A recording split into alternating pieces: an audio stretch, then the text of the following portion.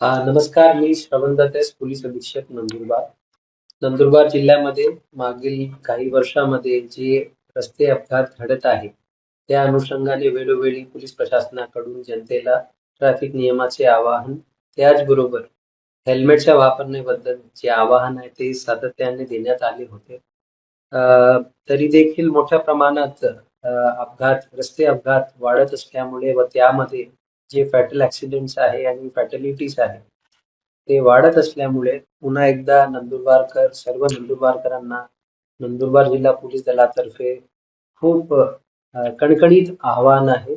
आपण सर्व लोक आपली सुरक्षासाठी व आपले परिवारांची सुरक्षिततेसाठी नक्की चांगले हेल्मेटचा आपण परिधान करा, त्याचा वापर करा.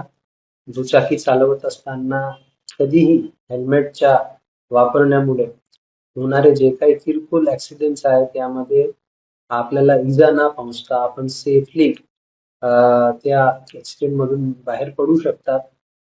मागील कालामध्ये नंदुरबार जिल्ह्यामध्ये 2024 मध्ये एकूण 169 ॲक्सिडेंट झालेले आहेत. त्यामध्ये दुर्दैवाने 192 लोकांचे जीव गेले आहेत.